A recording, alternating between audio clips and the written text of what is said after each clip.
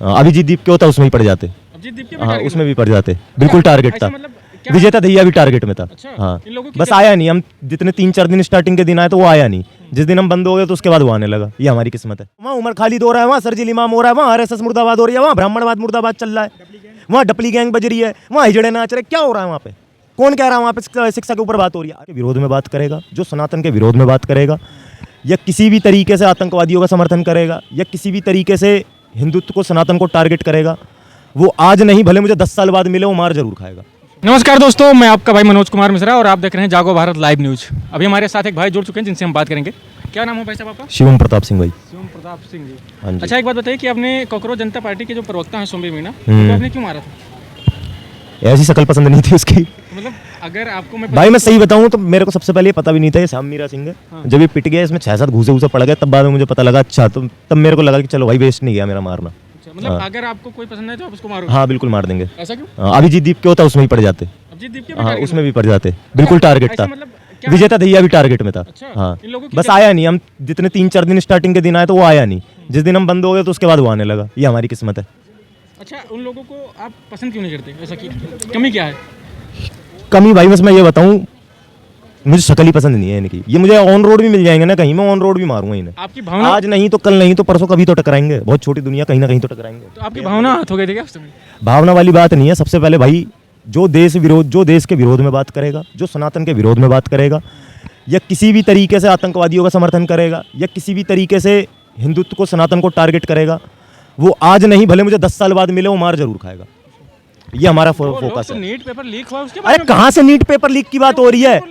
कौन कह रहा है वहाँ नीट पेपर की बात हो रही है? वहाँ उमर खालिद हो रहा है, वहाँ सरजिल इमाम हो रहा है, वहाँ आरएसएस मुर्दाबाद हो रही है, वहाँ ब्राह्मणवाद मुर्दाबाद चल रहा है, वहाँ डपली गैंग बज रही है, वहाँ हिजड़े नाच रहे। क्या हो रहा है वहाँ पे?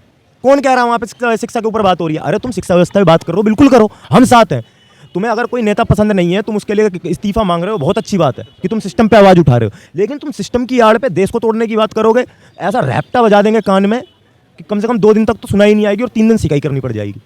ठीक है? मतलब वहाँ शिक्षा व्यवस्था पर कोई बात नहीं, मुझे तो नहीं लगा आज तक कुछ हुई हो। अच्छा तो वहाँ पर ऐसा क्या मजबूरी उनकी आती है कि ब्राह्मणवाद मुर्दाबाद, आरएसएस मुर्दाबाद, या और ऐसा क्यों नारा लगाते हैं? आपको क्या लगता पता नहीं इनकी क्या सोच है कि कुआं ठाकुर का था, ब्राह्मण ने पानी नहीं पीने दिया। है? तो शिक्षा व्यवस्था की अगर बात हो नहीं, मैं उनकी सोच बता रहा हूँ, कि अगर उनसे आप पूछोगे कि आपने ब्राह्मणवाद मुर्दाबाद क्यों बोला, तो ये कहता था कि कुआं ठाकुर का था और क्या नाम से ब्राह्मण ने पानी नहीं पीने दिया। तो जिस ठाकुर का कुआं था उस ठाकुर ने ही रणभूमि में बलिदान दिए थे। ठीक है? तो समझ में नहीं आता है? मैं वही चीज आपसे बोल रहा हूँ कि जो ये सिर्फ एक एजेंडा लेके चल रहे हैं कि नीट पेपर धर्मेंद्र प्रधान, जो आड़ में जो ये कर्म कांड हो रहे हैं ना, वहाँ पे हमें सिर्फ इस चीज से दिक्कत है। और हमारे सामने अगर एक छोटा सा भी अगर बात आई, हमारे देवी देवताओं के ऊपर कुछ बात आई, अगर तुमने किसी भी समाज को टारगेट करा, सनातन को टारगेट करा, हिंदुत्व को टारगेट करा, देश विरोधी नारे लगाए, ठीक, और हमारे देश के प्रधानमंत्री हो गए, सीएम हो गए, उनके बारे में कुछ भी अपशब्द बोला, तुम किसी मंत्री को बोलो, हमें कोई दिक्कत नहीं है। सेना के बारे में अगर तुमने बोला, पुलिस के बारे में कुछ उल्टा बोला, वो 2 कौड़ी का भी जीत दीप के, वो ये कहता है स्टेज पे चढ़ के शर्म करो, शर्म करो। किसको? पुलिस वालों को। ठीक, आपने वीडियो नहीं देखी शायद, आप अपडेट नहीं रहते, मैं पूरी अपडेट रखता हूँ, कहाँ कब जा रहा है, मौका नहीं लग पा रहा बस। मतलब उसने क्यों बोला? मैंने वीडियो देखा था तो वहाँ पर एक नॉर्मल से एक चीज हुई कि एक बंदा स्टॉल लगा के बैठा था, पुलिस वालों वहाँ पर भीड़ जुट रही थी, पुलिस वालों ने उसका स्टॉल हटवा दिया। ठीक, एक छोटी सी बात पे पुलिस वालों ने उसे बाहर निकाल दिया, तो अभिजीत उसको स्टेज पे चढ़ा के ये बोलता है कि पुलिस वाले शर्म कर लो। मैं तो आपकी अभी तक इज्जत कर रहा था, लेकिन अब मैं अपनी पे आ जाऊंगा। क्या आ जाएगा तू अपनी पे? तू पुलिस छोड़, तू हमसे ही भिड़ के देख ले। तू बिना 4 बंदों के तू बाहर नहीं आ सकता। तू एक बार अकेले ही बाहर आ जा, हमारे यहाँ अकेले चल, सब छोड़, तू 4 के साथ ही आ जा। हम तो ये कह रहे तू 4 के साथ भी आ जा। वहाँ तो बहुत हल्का चांटा पड़ा था, यहाँ तो बहुत भारी चांटा पड़ेगा। अच्छा, ये कौन सी बात होती है कि कुआं ठाकुर का था तो ब्राह्मणों ने पानी नहीं? ये हमारी सोच नहीं है, उनकी सोच है, आप उन्हीं से बात करना। हाँ, उन्हीं नीलचट्टों से बात करना। हाँ, नीलचट्टे बोल रहा हूँ मैं उन्हें। वहाँ पर ऐसी बात हो रही थी तो आपकी भावना हाथ हो गई? हाँ, ये भी शायद पूछा जा रहा था कि हिंदू नहीं, ईगो हट हो गया, भावना हाथ नहीं। हाँ, तो ये वहाँ पर ये पूछा जा रहा था कि हिंदू कौन होते हैं? एक वो आई थी, पता नहीं क्या नाम है, उसका भी नाम नहीं पता मुझे, लेकिन हाँ उसके बाप का सर फटा इतना पता है मेरे को। फाड़ने वाला हमारा भाई है, अगर उस तक बात आएगी तो दोबारा भी फटेगा, ये चीज़ ध्यान रखना। तो आप लोगों ने देख लिया होगा, ये रहे भाई शिवम प्रताप सिंह जी, इन्होंने अपनी बात रखी।